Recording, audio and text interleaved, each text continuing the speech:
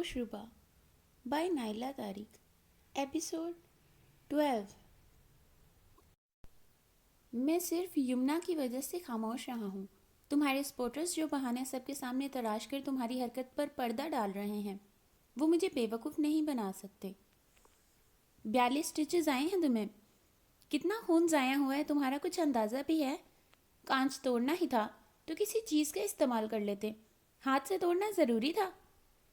हाज की शदीद बरहम लहजे में की गई आखिरी बात पर खामोश बैठे याकूत पर एक निगाह डालकर गाजी ने दूसरी निगाह यज़दान पर डाली, जो मुस्कुराहट छुपाने की नाकाम कोशिश भी न कर सका था। मैं सब देख रहा हूँ, समझ रहा हूँ, जानता हूँ कि तुम्हारा मसला क्या है, मगर इस तरह से कोई मसला हल नहीं होने वाला। पूरा बाजू जख्मी कर लिया है। अच्छी लग रही है तकलीफ? आज के गुस्सीले लहजे पर याकूत बस अपने बाजू पर एक निगाह डालकर रह गया था, जो कोहनी से हाथ की पुश्त तक बैंडेज में जकड़ा हुआ था। याकूत, मैं वार्निंग दे रहा हूँ तुम्हें, ये सब दोबारा नहीं होना चाहिए, वरना मैं अजवा को इस घर में नहीं रहने दूंगा। हाज के कतई लहजे पर याकूत को नज़र उठाकर इनकी जानिब देखना पड़ा था। तुम जो चाहते हो इसे कबूल करने के लिए यमुना को थोड़ा वक्त चाहिए। अभी इसकी हालत ऐसी नहीं इसे किसी चीज़ के लिए फोर्स किया जाए। इसकी डॉक्टर लालेन ही है, तुम चाहो तो कंफर्म कर लो। इसने सख्ती से हिदायत की है कि यमुना को स्ट्रेस डिप्रेशन से दूर रखना है। तुम्हें इसकी परवाह हो या ना हो, मगर मुझे अपनी बीवी की परवाह है। वक्ती तौर पर मैंने तुम्हारे मामले पर खामोशी इख्तियार कर रखी है, भूला नहीं हूँ, ना इसे नज़रअंदाज किया है। भरोसा रखो, थोड़ा सब्र तहम्मुल से काम लो। तुमने अपना इरादा मेरे सामने बयान किया है, अब ये मेरी जिम्मेदारी है कि इस पर कब अमल करना है और अमल करवाना है, मगर तब तक तुम अपने जारहाना तेवर काबू में रखो, वरना फिर नताइज के जिम्मेदार तुम खुद होगे। मुझसे कोई शिकवा मत करना। कतई और सख्त लहजे में बात मुकम्मल करके वो पलट कर जाते जाते रुककर गाजी और यज़दान की तरफ मतवज्जा हुए थे। ख्याल रखना इसका, बेहतर होगा तुम दोनों में से कोई याकूत के कमरे में ही रहे। जी मैं हूँ यहाँ। गाजी के कहने पर वो सर हिलाते कमरे से निकल गए। असूलन आपको ही यहाँ रत जगह करके तीमारदानी करनी चाहिए। आप यारे गार हैं। याकूत भाई ने तो हाथ पर सफ़ेद कबूतर पाल लिया है, मैं काहे अपनी नींद कुर्बान करूँ। यज़दान बेड पर औंधा होता याकूत की नागवार नज़रों पर ढिठाई से मुस्कुराया। याकूत, मैंने तुमसे पहले ही कह दिया था ऐसा कोई कदम ना उठाना। वही बात हाज भाई भी तुम्हें समझा गए। अब तुम्हें खुदा का वास्ता है, जो समझाया गया इस पर अमल करना। अभी जिस तरह सब चल रहा है इसी तरह चलने दो। हाज भाई तुम्हारे साथ हैं और क्या चाहिए तुम्हें, इनकी सपोर्ट ही काफ़ी है। गाजी के इल्तजाई लहजे पर वो बस इसे देख कर रह गया था। मैं सोने से पहले आपकी बस ये खिदमत कर सकता हूँ कि आपको कॉफ़ी पेश कर दूँ, अभी लेकर आता हूँ। यज़दान एहसान करने वाले अंदाज में बोलता बेड से उठ गया। मेरे लिए भी बनाना कॉफ़ी। बाहर जाते ही यज़दान को आवाज़ लगाकर गाजी अपनी जगह से उठा था। काफ़ी रात हो गई है, मैं चेंज कर कर आता हूँ, तुम लेट जाओ, बैठे क्यों हो। दरवाजे की सिमत बढ़ता गाजी इसकी खामोशी और बेतवजी पर रुक गया था। कहाँ गुम हो, क्या सोच रहे हो। बेड के करीब आते गाजी ने इसे मतवज्जा किया था। क्या सोचना है अब मुझे, सब मुझे पूछने आ गए, बस एक इसका चेहरा ही नज़र नहीं आया जिसे सबसे पहले अपने लिए परेशान देखने की तवक्को थी मुझे। याकूत के शिकायती लहजे पर गाजी ने जिद होकर इसे देखा था। याकूत, इतना तो समझ ही सकते हो तुम, सब कुछ ठीक करने के लिए अगर वक्ती तौर पर वो तुम्हें नज़रअंदाज कर रही है तो बर्दाश्त कर लो। इसके अपने तरीके से अपने और तुम्हारे मामले को हैंडल करने दो। मेरा तो मशवरा ये है कि तुम भी इसे नज़रअंदाज करने की आदत डाल लो, कम से कम आप ही के सामने। मैं किसी की भी वजह से इसे नज़रअंदाज कर सकता हूँ, ना ही ये बर्दाश्त कर सकता हूँ कि वो मेरे लिए अजनबी बन जाए। मेरे लिए आसान नहीं तुम्हारे मशवरे पर अमल करना। वो बिगड़े तेवरों के साथ बोला था। हाज भाई को मायूस करना आसान होगा तुम्हारे लिए। गाजी के सवाल पर वो खामोश रहा था। तुम्हारे गुस्से और इजलत ने खुदा न खास्ता अगर आप ही और हाज भाई को कोई नाकाबिले तलाफी नुकसान पहुंचा दिया तो सिवाय पछतावे के اور کچھ حاصل نہیں ہوگا تمہیں۔ کچھ تھا غازی کے لہجے میں کہ یاقوت خاموشی سے اسے بس دیکھ کر رہ گیا، جبکہ غازی مزید کچھ بولے بغیر کمرے سے نکل گیا۔ چینج کر کے کمرے سے نکلتے غازی کے قدم فون پر آنے والی کال نے روک لیے۔ سائڈ ٹیبل سے فون اٹھاتے ہوئے اس نے حیرت سے انجان نمبر کو دیکھا۔ رات کے 2:30 بجے، جانے یہ کون کال کر رہا تھا؟ ریسیو کرنے پر دوسری جانب چند لمحے خاموشی چھائی رہی۔ غازی میں لالین دوسری جانب سے ابھرتی آواز کو سن کر غازی کو حیرت کا جھٹکا لگا تھا۔ تم یقیناً حیران ہو گئے، لیکن مجھے اجوا نے تمہارا کانٹیکٹ نمبر دیا تھا، لالین رکے رکے لہجے میں بول رہی تھی۔ دوست ہے وہ میری، میں تمہارے حوالے سے چاہتے ہوئے بھی اسے کچھ چھپا نہیں سکتی تھی۔ اجوا نے کوشش کی تھی کہ شاید تم اس پر اعتماد کرتے ہوئے میرے بارے میں اس سے کوئی بات کر لو گے، مگر جب ایسا ہونا ممکن نظر نہ آیا تو اس نے تمہارا نمبر مجھے دیا کہ اگر میں چاہوں تو تم سے گزرے وقت کے بارے میں باز پرس کر لوں، مگر اس کی ضرورت نہیں تھی۔ جو کچھ گزر گیا اس پر اب سوال اٹھانے سے یا اس سب کا ذکر کرنے سے کچھ حاصل نہیں ہونے والا۔ میں نے اس وقت اگر تمہیں ڈسٹرب کیا تو صرف اجوا کے لیے۔ میری اس سے بات ہوئی تھی، یاقوت کے زخمی ہونے پر بہت زیادہ پریشان ہے وہ بہت ہی مضبوط اعصاب کی مالک ہے، اس کو رلانا آسان نہیں ہے۔ مگر ابھی فون پر بات کرتے ہوئے وہ جس طرح رو پڑی، میں خود بہت پریشان ہوں۔ اس وقت اسے کسی تسلی دلاسی کی ضرورت ہے۔ تنہا رہنا اس کے لیے بہتر نہیں۔ تم کسی طرح حاج بھائی کو بتا دو، وہ بہت ڈسٹرب ہے۔ تم پریشان مت ہو اجوا کی طرف سے، میں فوراً ہی کچھ کرتا ہوں۔ بہت اچھا کیا جو تم نے مجھے بتا دیا، میں ابھی جا کر دیکھتا ہوں۔ ٹھیک ہے، پھر میں انتظار کرتی ہوں۔ مجھے اس کی طبیعت کے بارے میں بتا دینا، اور ابھی سے یہ نہ بتانا کہ میں نے تمہیں کال کر کے سب بتایا ہے۔ ٹھیک ہے، میں خیال رکھوں گا، کال بیک کرتا ہوں کچھ دیر میں، غازی نے کہا تھا۔ کافی کے مگ تھامے اوپر آتے یزدان نے حیرت سے ہال میں اپنے منتظر کھڑے غازی کو دیکھا۔ دانی، اجوا مستقل کمرے میں بند ہے اور مجھے اس کی طرف سے تشویش ہو رہی ہے۔ زارا بتا رہی تھی کہ یاقوت کی وجہ سے بہت پریشان تھی اجوا۔ آپ ہی کی وجہ سے کسی کے بھی سامنے وہ اپنی پریشانی کا اظہار نہیں کر سکتی۔ میں سوچ رہا ہوں اسے باہر بلا کر بتا دوں کہ یاقوت خیریت سے ہے۔ اس وقت یزدان نے وال کلاک کی جانب دیکھا تھا۔ جاگ رہی ہے وہ، کمرے کی لائٹ آن ہے۔ غازی نے اسے کمرے کی بند گلاس ونڈو کی طرف متوجہ کیا۔ اندر لائٹس بند کھڑکی کے گلاس سے ٹکرا رہی تھی۔ تم یاقوت کو کافی دے کر واپس آؤ، اس سے کوئی ذکر مت کرنا۔ غازی کے کہنے پر یزدان اس کا مگ اسے تھما کر یاقوت کے کمرے کی سمت بڑھ گیا۔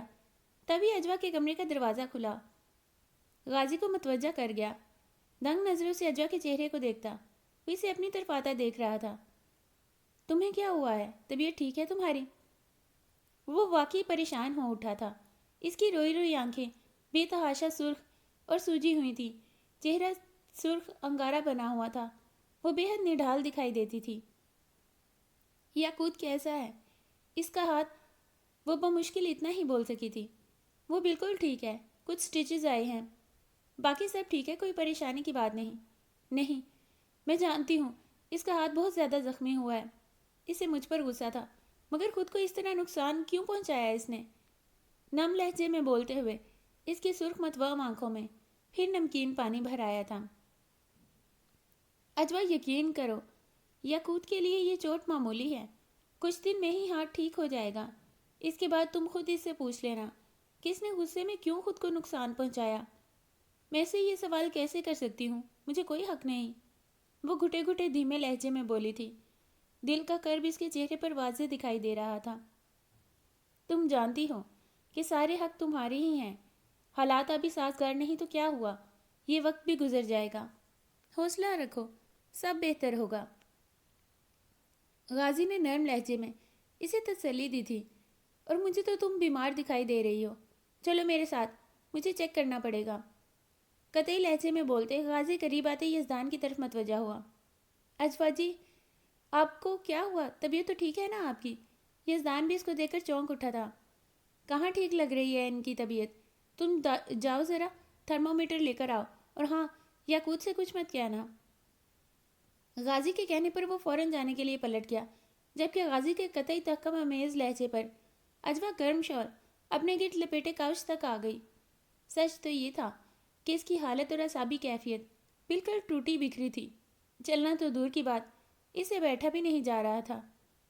تھرمامیٹر غازی کی طرف بڑھاتی، وہ دوبارہ کاؤچ پر سر ٹکاتی، پیر اوپر سمیٹے، سکڑی سمٹی نیم دراز سی تھی۔ یزدان تشویش سے اس کی بند ہوتی آنکھوں کو دیکھ رہا تھا، جبکہ تھرمامیٹر میں ٹیمپریچر چیک کرتا غازی ششتے رہ گیا تھا۔ دانی 104 بخار ہے۔ غازی کے بتانے پر یزدان کے حواس گم ہو گئے تھے۔ نہیں، میں ٹھیک ہوں، ان کو کچھ نہ بتانا۔ نیم آنکھیں بمشکل کھولے رکھے وہ سیدھی ہو کر بیٹھی تھی۔ ٹھیک ہے، تم اٹھو مت، آرام سے بیٹھو، کوئی دوا تو لینی پڑے گی۔ غازی نے فوراً اس کی بات مانتے ہوئے دھیرے سے اس کا سر واپس کاؤچ سے ٹکا دیا، جبکہ وہ دوبارہ آنکھیں بند کیے غافل سی ہو گئی تھی۔ اب کیا کریں گے؟ ہلکا پھلکا بخار نہیں ہے، ان کو جو کوئی بھی ٹیبلٹ دے دیں۔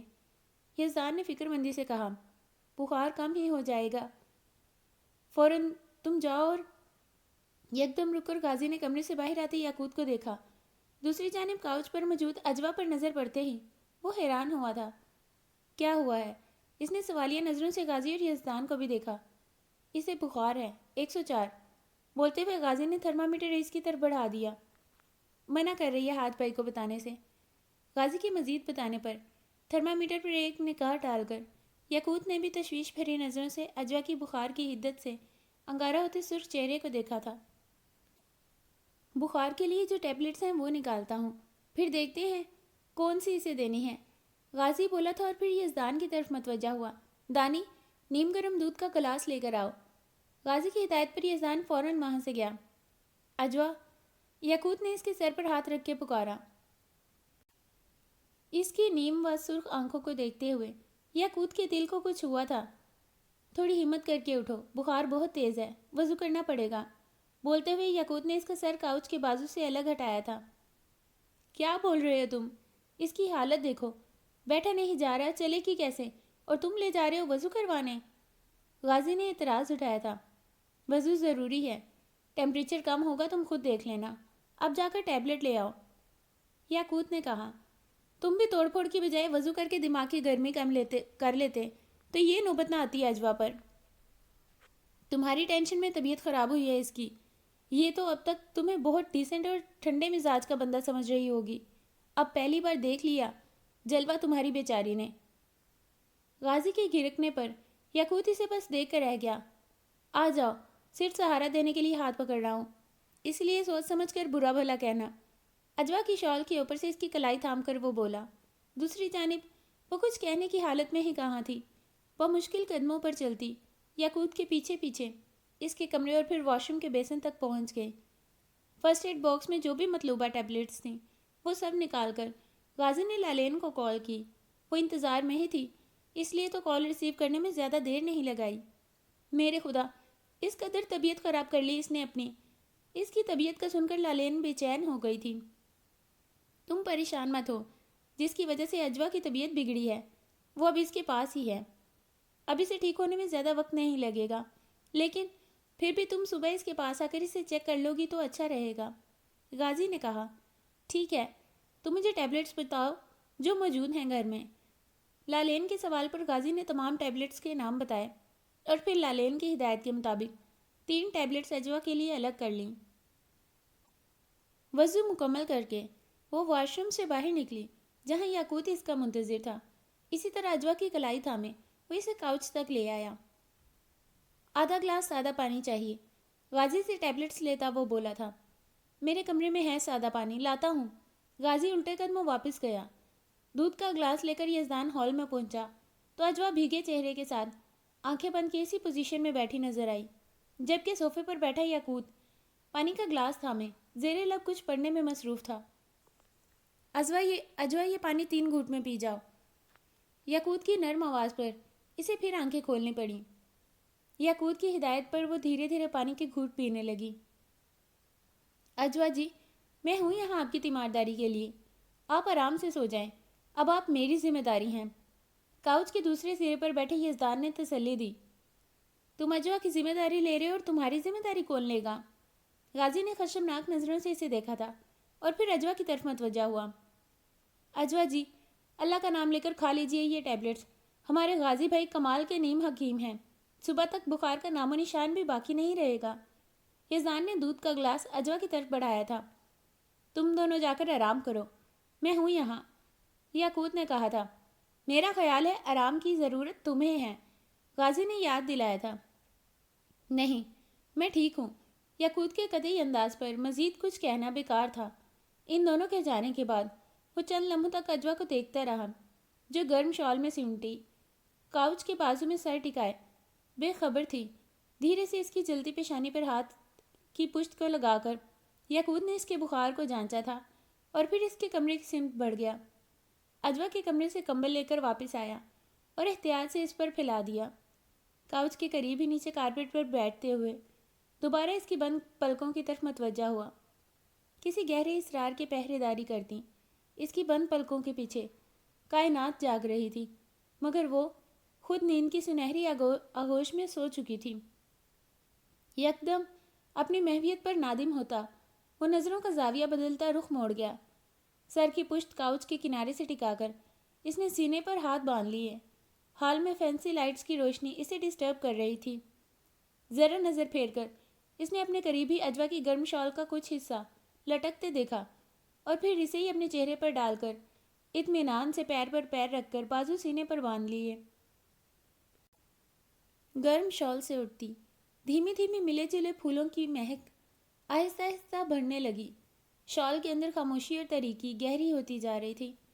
اجوا کی مدھم سانسوں کے زیر و بم بھی اسے سنائی نہیں دے رہے تھے۔ گہری تاریکی کو چیرتی روشنی کی لکیر دھیرے دھیرے پھیلنے لگی۔ روشنی میں ایک منظر واضح ہوتا جا رہا تھا، مگر دھند میں لپٹا۔ کسی گھر کا صحن تھا جس میں رکھے تخت پر کوئی موجود باتیں کر رہا تھا۔ باتوں کی آواز واضح سنائی دینے لگی تھی۔ میں کچھ نہیں جانتی، مجھے بس شاہ صاحب سے ملنا ہے۔ جب وہ بابا صاحب سے مل سکتے ہیں، نانا جان سے مل سکتے ہیں، تو مجھ سے کیوں نہیں؟ اجوا، تم بڑوں کی برابری کرنے پر کیوں تلی رہتی ہو؟ بچی ہو، بچوں کی طرح اپنی حد میں رہو۔ بابا صاحب کے مہمانوں سے تمہارا کیا لینا دینا؟ تم ان سے قرآن پڑھنے جاتی ہو یا ان کے معاملات پر نظر رکھنے؟ ابا جان نے سختی سے تمہیں منع کیا تھا کہ شاہ صاحب کا ذکر بھی اپنی زبان پر مت لانا۔ ماں کے گھرکنے پر وہ ایک پل کو خاموش ہو گئی تھی، اور میرے سامنے جو ان کا ذکر ہوتا ہے، جس جمعرات کو شاہ صاحب نے آنا ہوتا ہے، مجھے تو اب خود ہی پتہ چل جاتا ہے۔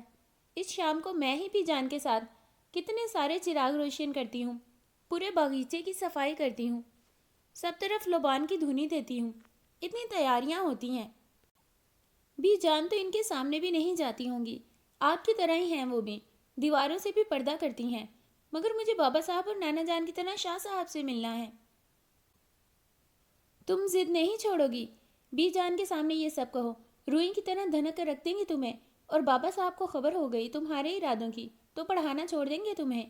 12 سال کی ہونے والی ہو، جس مقصد سے بابا صاحب کے پاس جاتی ہو، اس کی فکر کرو۔ اس عمر میں تو تمہیں اب تک 3-4 بار قرآن مکمل پڑھ لینا چاہیے تھا، اور تم ابھی تک 8ویں سپارے پر اٹکی ہو۔ کتنی شرم کی بات ہے۔ اب خاموش رہ کر پڑھو، مجھے کپڑے سینے دو۔ مشین کی گھر گھر آواز کو سنتی وہ بیزاری سے کچھ دیر تک چپ چاپ بیٹھی رہی۔ ہو گیا ہے مکمل سکول کا کام، میں جا رہی ہوں بابا صاحب کی طرف، جلدی بلایا تھا آج بی جان نے۔ دکان پر اپنے نانا جان کو بتا کر جانا، اور خبردار جو تم نے اپنی ضد کا اظہار بی جان کے سامنے کیا۔ پیچھے سے آتی ماں کی تاکید بھری آواز پر اس نے کان نہیں دھرے تھے۔ اس سے اندازہ ہو گیا تھا کہ جو کرنا ہے اسے خود ہی کرنا ہے۔ بابا صاحب کی طرف پڑھنے کے لیے جاتے ہوئے اسے 6 ماہ تو ہو چکے تھے۔ اس تمام عرصے میں اس کے کانوں میں جتنی بار بھی شاہ صاحب کا ذکر پہنچا، اس کا تجسس بڑھتا رہا۔ جس طرح ان کے استقبال کی تیاریاں ہوتی، اس سب کو دیکھ کر شاہ صاحب کو دیکھنے کا اشتیاق بھی بڑھتا جا رہا تھا۔ اور یہ بات کہ جب جب اس کی زبان پر شاہ صاحب کا ذکر آیا، ماں اور نانا نے اسے سختی سے ٹوک دیا۔ شاہ صاحب کون ہیں؟ کس وقت آتے ہیں؟ کس وقت جاتے ہیں؟ کیسے نظر آتے ہیں؟ بہت کوششوں کے باوجود بھی ان سب سوالوں کے جواب نہ مل سکے۔ پچھلی بار بھی جمعرات کے دن اس نے بہت سارے بہانے گھڑ کر رات تک بابا صاحب کی طرف رک کر انتظار کیا شاہ صاحب کا، مگر بے سود۔ عشاء سے پہلے اس کے نانا جان اسے ساتھ لے جانے آ پہنچے۔ آج بھی جمعرات کا دن تھا۔ بی جان نے کہا تھا مغرب کے بعد حجرے میں چراغاں کرنا ہے، اور پھر یہ کہنے کی کسی کو ضرورت نہ تھی کہ آج شاہ صاحب نے بابا صاحب سے ملاقات کے لیے آنا ہے۔ عصر کے بعد قرآن پڑھنے والے دیگر بچوں کے ساتھ اس کی بھی چھٹی ہو گئی۔ آج وقت سے پہلے ہی سب کو چھٹی مل گئی، وجہ وہ جانتی تھی۔ پھر بی جان کے ساتھ مل کر اس نے خاموشی سے شاہ صاحب کے استقبال کی تیاریاں شروع کر دیں۔ اس نے دل میں پکا ارادہ کر لیا تھا کہ آج ہر صورت اسے شاہ صاحب سے ملنا ہے، یا کم از کم ان کو دیکھ ہی لینا ہے، مگر یہ کوشش اسے بہت سوچ سمجھ کر اور ہوشیاری سے کرنی تھی۔ نانا جان اسے ساتھ لے جانے آئے تو بی جان سے اجازت لے کر وہ بظاہر اطمینان سے نانا جان کے ساتھ گھر چلی آئی۔ ماں کے ساتھ اس نے عشاء کی نماز پڑھی، پھر سب کے ساتھ بیٹھ کر اس نے کھانا کھایا اور سونے کی تیاری شروع ہو گئی۔ حسب معمول بستر پر جانے سے پہلے ہی اس نے وضو کیا۔ ماں نے روز کی طرح سونے سے پہلے دعائیں پڑھ کر اس پر دم کیا اور حصار باندھا۔ رات آہستہ آہستہ گہری ہوتی جا رہی تھی۔ جب اسے یقین ہو گیا کہ اس کی ماں اور گھر کے باقی افراد سو چکے ہیں تو وہ دھیرے سے اٹھ بیٹھی تھی۔ مقصد میں کامیابی کی دعائیں مانگتی وہ بہت احتیاط سے بیرونی دروازہ کھول کر باہر نکل آئی۔ اس نے دائیں بائیں سڑک پر نگاہ ڈالی۔ ہر سمت ہو کا عالم تھا، مگر آسمان پر مکمل اور بہت بڑا سا چاند ستاروں کے جھرمٹ میں جگمگاتا اپنی تیز روشنی بکھیر رہا تھا۔ سڑک پار کر کے وہ کچی زمین پر تیز قدموں سے چلتی، جھاڑیوں اور اونچے گھنے درختوں کے درمیان جاتے راستے کی سمت تقریباً بھاگ رہی تھی۔ ڈر، خوف اسے کوئی نہ تھا، بس خدشہ تھا تو صرف یہ کہ کہیں سے دیر نہ ہو جائے، ایسا نہ ہو کہ شاہ صاحب آ کر جا بھی چکے ہوں۔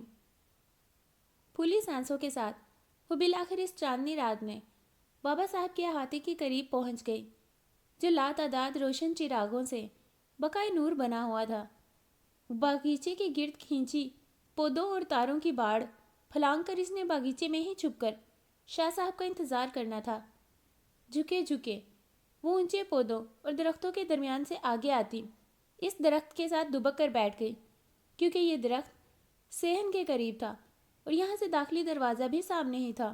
جو بھی آتا وہ اس درخت کے قریب سے ہی گزر کر اندر جاتا۔ یوں ہی بیٹھے بیٹھے اسے کافی دیر گزر گئی تھی۔ بے چینی بڑھنے لگی۔ وہ اپنی جگہ سے اٹھ کر چپکے چپکے چلتی واپس باڑ کے نزدیک آ گئی۔ دائیں بائیں جاتے کچے راستے پر وہ نگاہ ڈالتی شاہ صاحب کی آمد کی دعائیں بھی زیر لب مانگتی جا رہی تھی۔ جانے کتنی دیر گزر گئی اسے راستہ تکتے تکتے، اور پھر جانے وہ رات کا کون سا پہر تھا جب آسمان پر چاند بالکل سر پر تھا اور اس کی تیز روشنی نے تاریکی کو ماند کر دیا تھا۔ دائیں جانب بہت دور اسے ہلچل ہوتی دکھائی دی۔ دور سے بلند ہوتی بے شمار گھنٹیوں کی آوازیں اسے حیران کر گئیں۔ اس کے ساتھ ہی اس کی آنکھیں حیرت سے پھیل گئیں۔ وہ دو سفید گھوڑوں میں جتی بگھی تھی، برق رفتاری سے دوڑے آتے ان گھوڑوں کے ٹاپوں کی ذرا بھی کوئی آواز نہ تھی۔ گھنٹیوں کی دھیمی دھیمی کان میں رس گھولتی آواز، اس کے سوا ماحول کے سکوت میں کوئی آواز مخل نہیں ہو رہی تھی۔ یوں لگ رہا تھا وہ گھوڑے زمین پر نہیں، ہوا سے دوڑتے قریب آ رہے ہوں۔ دور سے ہی اس کی شاندار بگھی کو دیکھتے ہوئے خود بخود اس کے دل کو یقین آ گیا کہ شاہ صاحب کی سواری آ گئی ہے۔ اس کا دل خوشی سے پھولے نہ سما رہا تھا۔ دھڑکتے دل کو سنبھالتی وہ تیزی سے واپس اس درخت کی سمت بڑھی، لیکن ایک کام بے اختیاری میں اس نے یہ کیا کہ بی جان کے پسندیدہ گلاب کے پھولوں میں سے ایک بڑا سا کھلا کھلا گلاب اس نے نازک سی ٹہنی سمیت توڑ لیا۔ حالانکہ اس کا ارادہ یہ نہیں تھا کہ وہ شاہ صاحب کے سامنے آئے گی، اسے تو بس چھپ کر شاہ صاحب کو دیکھنا تھا۔ درخت کی آڑ میں دبک کر بیٹھنے کی بجائے وہ اس کے چوڑے تنے سے لگی کھڑی رہی۔ اس نے ذرا جو جھانکا، احاطے کے کھلے دروازے سے کچھ لوگ اندر آ رہے تھے۔ وہ سب سفید لبادوں میں، سفید چادروں میں خود کو ڈھانپے 12 فٹ سے بھی زیادہ اونچے اونچے قد والے تھے۔ اس کے لیے یہاں ایسے حیرت انگیز بلند قامت کے مہمانوں کی آمد अब कोई हैरत का बायस न थी। बस पहली बार वो बाबा साहब से मिलने आने वाले एक ऐसे ही मेहमान को देखकर खौफजदा हुई थी। फिर बाद में इसके लिए ये मामूल की बात बन गई। इनमें से अक्सर मेहमान इतने नूरानी शक्ल सूरत वाले होते कि इसका दिल चाहता बस इनको देखते ही रहे। ऐसे मेहमानों से भला कौन डरता? इसके साथ पढ़ने वाले बाकी बच्चे भी तो नहीं डरते थे। वो सब मेहमान अब करीब आते जा रहे थे। इन सब में शाह साहब को पहचानना इसके लिए मुश्किल नहीं था। वो सबसे आगे थे। सिर्फ इनके ही सर और शानों पर सुर्ख रेशमी चादर थी, जिसमें से सिर्फ इनकी बहुत लंबी स्याह दाढ़ी ही दिखाई दे सकती थी। इनके हाथ में मौजूद तस्बीह इनके घुटनों से नीचे तक की लंबाई रखती थी। बाकी सब सफ़ेद पोश अफराद इनके दाएं बाएं 2 कदम पीछे यकीनन इनकी इज्जत व तकरीम में आ रहे थे। फिजा में यकदम ऐसी मशहूर कन खुशबू बिखर रही थी जो दिलो दिमाग को शाद और तरोताज़ा कर रही थी। हवासों पर तारी होती इस सहर अंगेज खुशबू ने जाने से हिम्मत दी थी, या फिर ये इसकी फितरी दलेरी थी जो वो बिना सोचे समझे बिला इरादा यकदम दरख्त की आड़ से निकलकर इनके रास्ते में आती इन सब के बढ़ते कदम रोक गई थी।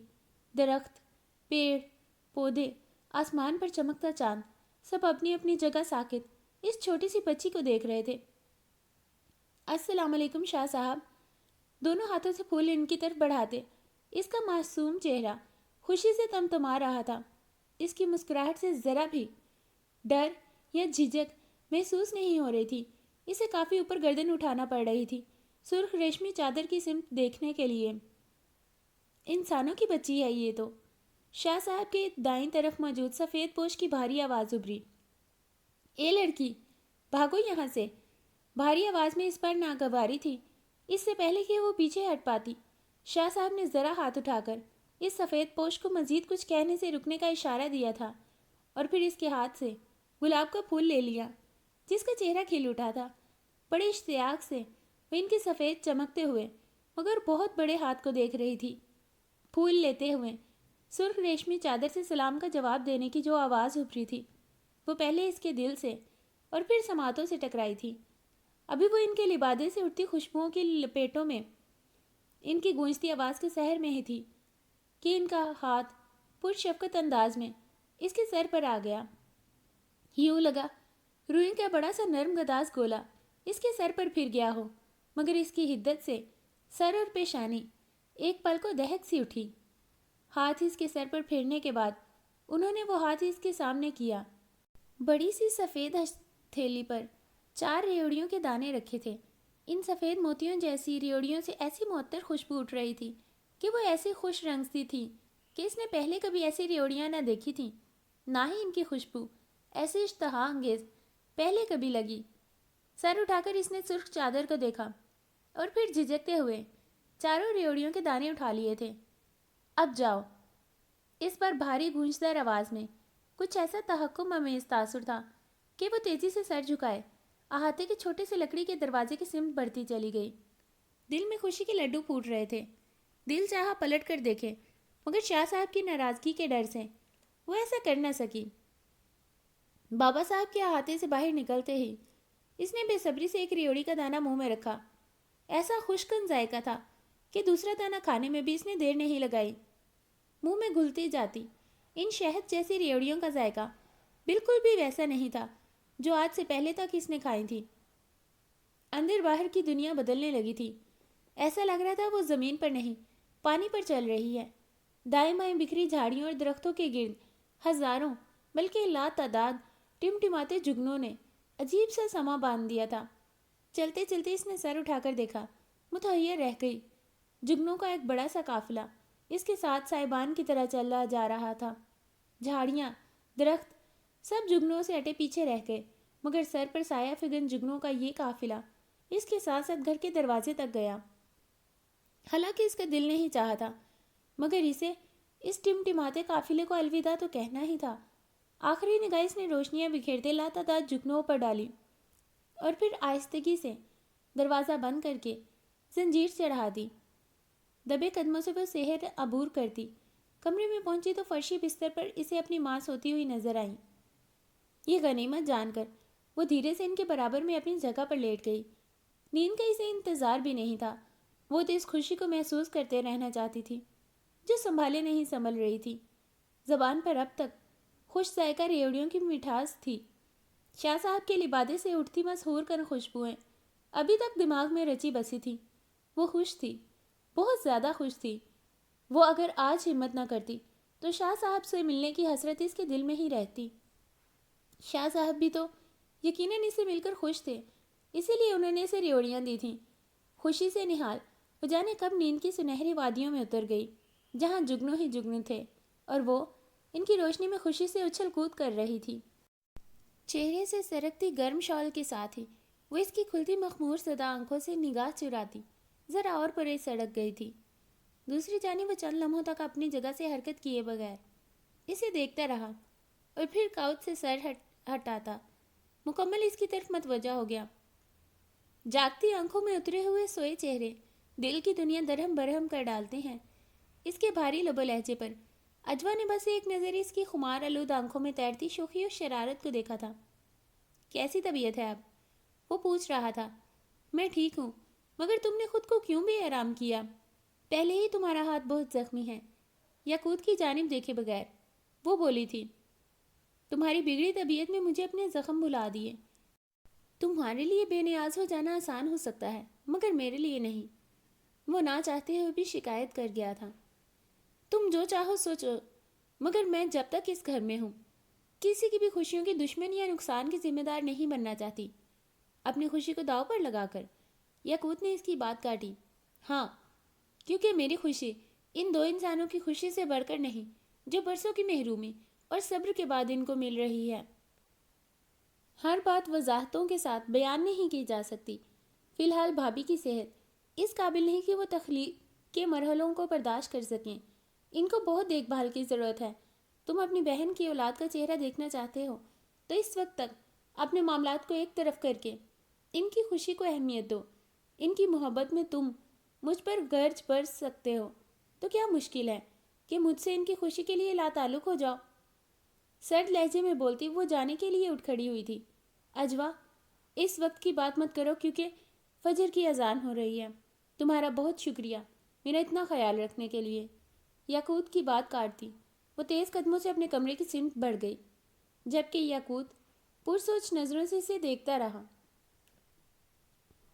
کچن کے دوسرے دروازے سے اندر داخل ہوتا وہ اس کی طرف متوجہ ہوا تھا جو ناشتہ سب کے لیے تیار کرتی کافی عجلت میں دکھائی دے رہی تھی۔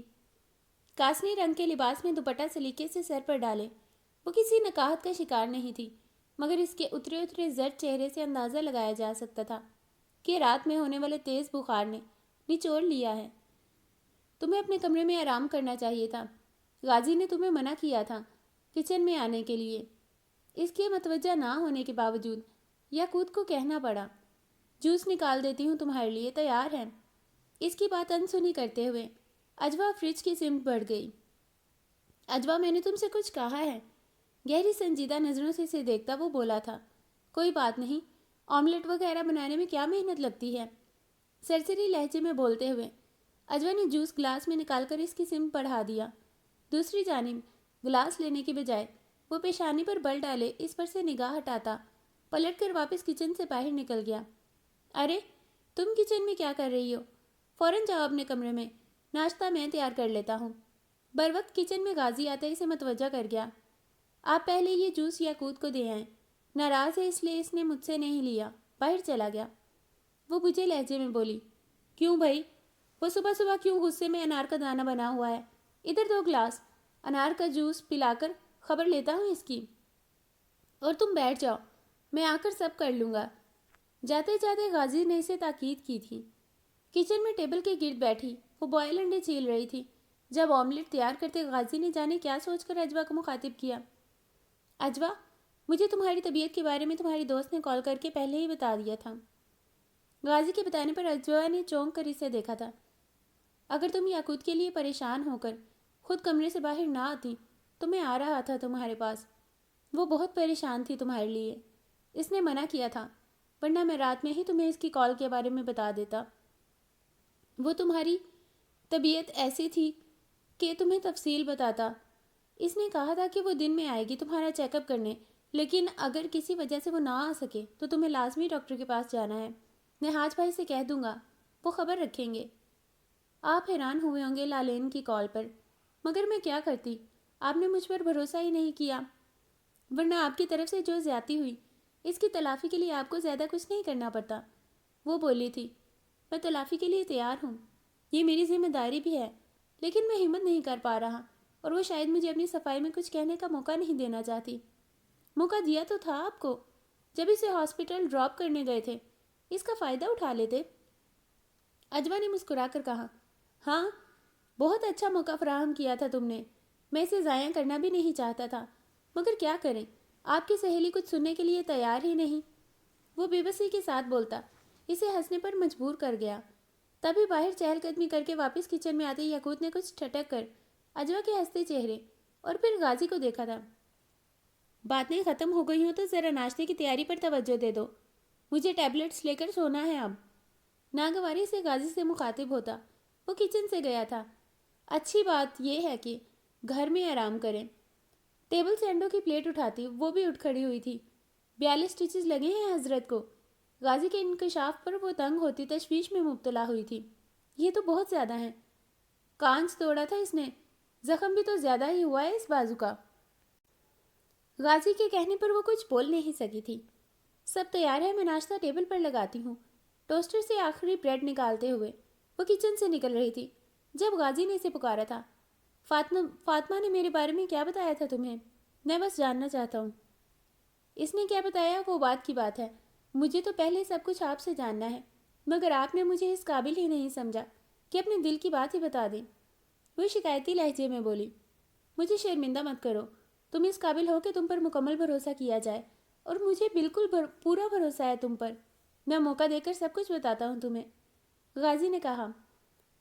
میں نے کہا تو آپ کو یہ خیال آیا. وہ فوراً بولی, نہیں, تم سے سب کچھ شیئر کرنے کا خیال تو بہت بار آیا, مگر کیا کروں, یاقوت کی طرح میں بھی تم سے بہت ڈرتا ہوں.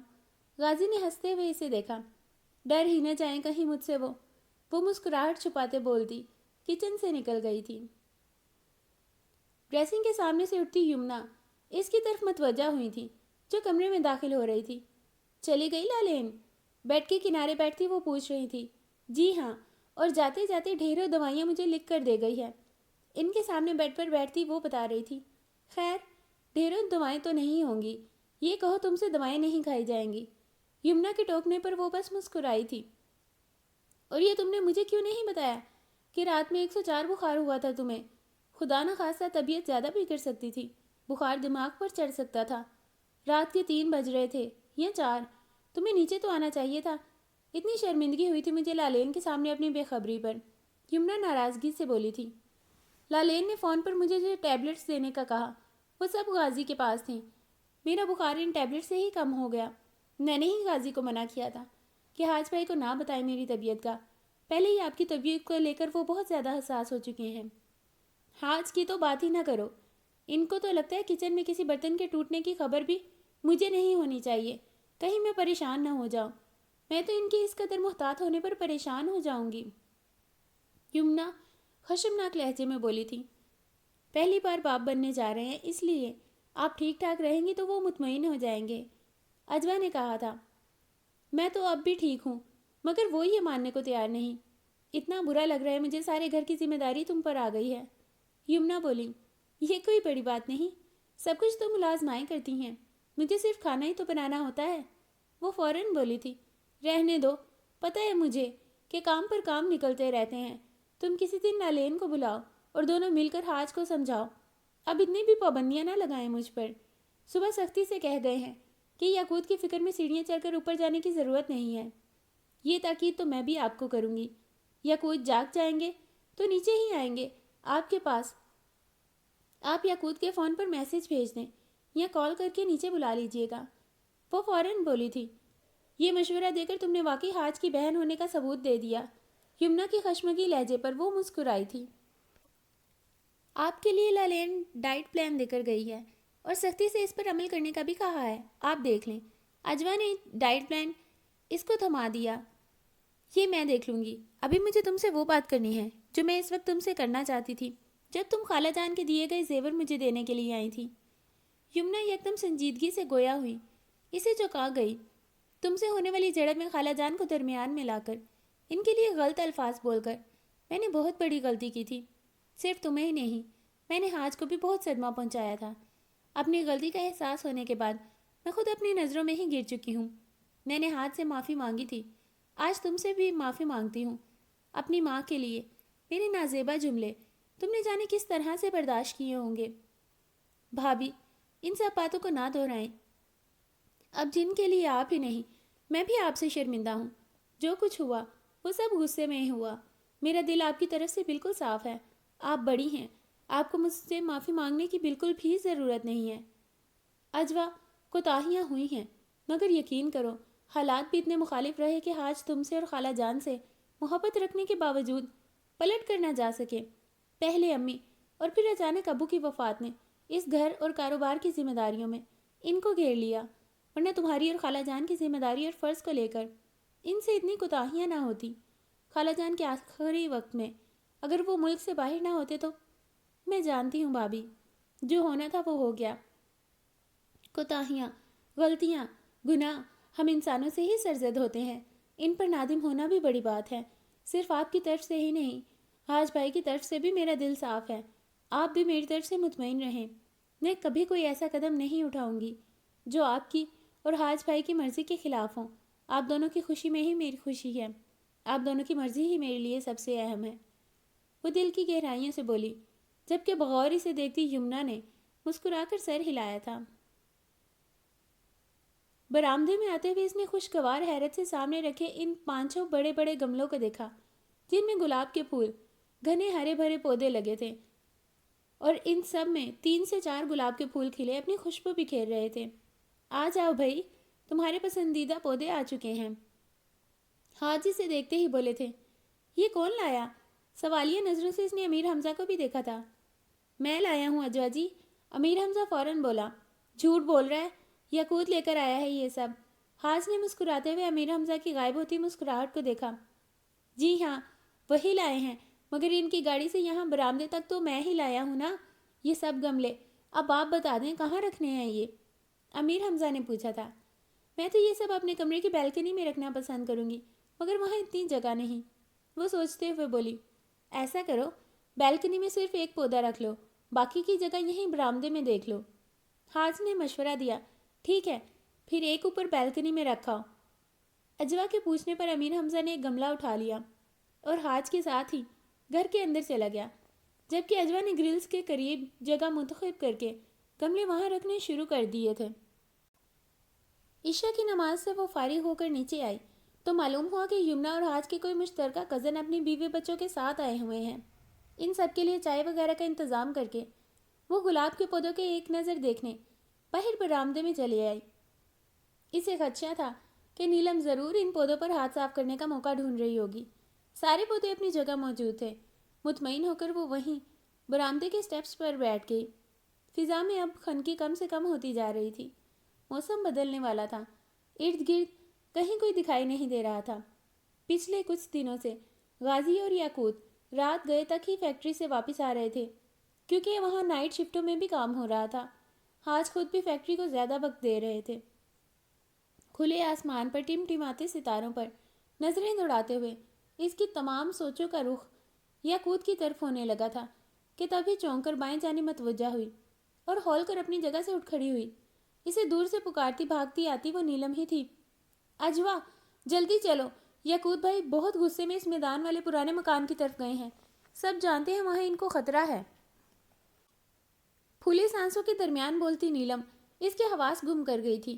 اس سے کوئی سوال کیے بغیر اجوا اس کے ساتھ ہی بھاگتی عقبی حصے میں پہنچی جہاں کوئی موجود نہیں تھا۔ آہنی گیٹ آدھا کھلا ہوا تھا۔ تم نے خود دیکھا ہے یاقوت کو وہاں جاتے ہوئے؟ گیٹ کے باہر آتے ہوئے اجوا نے بس یہ ایک سوال کیا۔ جواب آس بات میں ملتے ہی وہ نیلم کے ساتھ مکان کی سمت بھاگنا شروع کر چکی تھی۔ آسمان پر ادھورا چاند اپنی مدھم روشنی چھڑک رہا تھا۔ میدان میں ہر سمت گہرے سناٹے اور وحشت کا راز تھا۔ دور سڑک پر اکا دکا ہی کوئی گاڑی گزر رہی تھی۔ بہت فاصلہ ہونے کی وجہ سے اس سڑک پر ٹریفک کا شور ہوتا تو بھی کوئی خاص فرق نہ پڑتا۔ زنگ آلود سفید آہنی گیٹ کے قریب پہنچ کر دونوں نے اپنی سانسوں کو بحال کیا تھا۔ میں پہلے یاقوت کو آواز دیتی ہوں، نیلم سے کہہ کر وہ گیٹ کے مزید قریب ہوئی، جبکہ نیلم نے چپکے سے اپنے قدم پیچھے ہٹا لیے۔ 2-3 بار اجوا نے یاقوت کو پکارا، مگر مکان کے اندر سے کوئی آواز نہ ابھری۔ مجھے اندر جانا ہوگا، وہ کہیں کسی مصیبت میں نہ پھنس گیا ہو، اجوا نے فکر مندی سے بولتے ہوئے نیلم سے تائید چاہی۔ ہاں تم اندر جا سکتی ہو، پہلے بھی تو گئی تھی۔ فکر نہ کرو، میں یہی ہوں، نیلم نے فوراً کہا۔ تم اندر مت آنا، یہی میرا انتظار کرنا، دعائیں پڑھتی رہو اور اپنے ارد گرد نظر رکھنا، ڈرنا مت اور دور ہٹ کر کھڑی رہنا۔ اجوا کو اس کی بھی فکر تھی۔ میں خیال رکھوں گی، تم میری فکر مت کرو، یاقوت بھائی کو جا کر تلاش کرو اندر۔ نیلم کی اجلت پر وہ فوراً نیموا گیٹ کو کھولتی اندر داخل ہوئی۔ مر جا کر اندر، اب پتہ چلے گا اس ڈائن کو، ایسا سبق ملے گا آج کی ساری زندگی مجھے یاد رکھے گی۔ زہر خند نظروں سے اجوا کو دیکھتی نیلم زیر لب بڑبڑائی تھی۔ کھلے گیٹ سے اسے اجوا اندر پھیلی تاریکی میں بڑا سا صحن عبور کر کے برآمدے تک جاتی دکھائی دے رہی تھی۔ برآمدے میں رکی، وہ پلٹ کر کھلے گیٹ کی طرف ایک پل کو متوجہ ہوئی۔ باہر کھڑی نیلم اس کو اشارے سے اندر جانے کا کہہ رہی تھی۔ واپس گردن موڑ کر اس نے لکڑی کے بند دروازے کو دیکھا اور پھر ہمت کر کے آگے بڑھی۔ ابھی 2 قدم ہی وہ بڑھی تھی کہ بلند چڑچڑاہٹ کے ساتھ وہ بھاری مضبوط دروازہ کھلتا چلا گیا۔ گیٹ کے باہر سے یہ منظر دیکھتی نیلم دم بخود رہ گئی تھی۔ وہ تو اجوا کو اندر بھیج کر اپنی کامیابی پر خوش ہوتے بھاگنے کے لیے پر تول رہی تھی، مگر اندر اس کھلتے دروازے نے اس کے قدم زمین میں جکڑ دیے۔ کھلے دروازے کی اس جانب گپ اندھیرا تھا۔ وہ اندر چلی بھی جاتی تو کچھ دکھائی دینا مشکل تھا۔ آج تو اسے کہیں تحریک ہوتی نظر آتی، نہ کوئی آواز نظر آ رہی تھی۔ یاقوت، کیا تم اندر ہو؟ یاقوت، اسے پکارتی وہ گھپ اندھیرے سے شاید یاقوت کے نکل آنے کی امید رکھتی تھی۔ یاقوت کی یہاں غیر موجودگی کا یقین کیے بغیر وہ واپس جا بھی نہیں سکتی تھی۔ پلٹ کر ایک نگاہ باہر ساکت کھڑی نیلم پر ڈال کر وہ کھلے دروازے کی دہلیز تک پہنچی تھی کہ تب ہی اچانک تیز روشنی پھیل گئی۔ ششتر کھڑی اجوا اپنے سامنے موجود بہت وسیع و عریض روشنی سے منور حال کو دیکھ رہی تھی۔ یہ روشنی کہاں سے نمودار ہوئی کوئی اندازہ نہیں ہو رہا تھا، مگر روشنی اس قدر تیز تھی کہ اس کی وحشت قدرے کم ہو گئی۔ باہر ساکت کھڑی نیلم کا دل اچھل کر حلق میں آ گیا۔ اندر بکھرتی تیز روشنی کو دیکھ کر بمشکل اپنے قدم پیچھے ہٹاتے ہوئے وہ پسینے میں شرابور ہو چکی تھی۔ سر اٹھا کر اس نے اوپری منزل پر نگاہ کی۔ تیز روشنیاں وہاں در و دیوار سے پھوٹتی دکھائی دے رہی تھیں۔ اس نے اب تک کی اپنی زندگی میں کبھی اس مکان میں کوئی روشنی ہوتی نہیں دیکھی تھی، کبھی کوئی پراسرار تحریک ہوتی نہیں دیکھی تھی۔ اس کا دماغ اس سب کو قبول نہیں کر پا رہا تھا، خوف اس پر غالب آنے لگا تھا۔ اس نے چاہا کہ چیخ کر اجوا کو پکارے، مگر آواز حلق میں گھٹ کر رہ گئی تھی۔ اجوا اندر ہال میں داخل ہوتی اس کی نظروں سے اوجھل ہو گئی تھی۔ تبھی اس کے ارد گرد ہی کہیں کسی نومولود بچے کے رونے کی مدھم آواز واضح ہوئی تھی۔ ہڑبڑا کر اپنے اطراف میں نگاہ ڈالتی وہ یکلخت ساکت ہوئی۔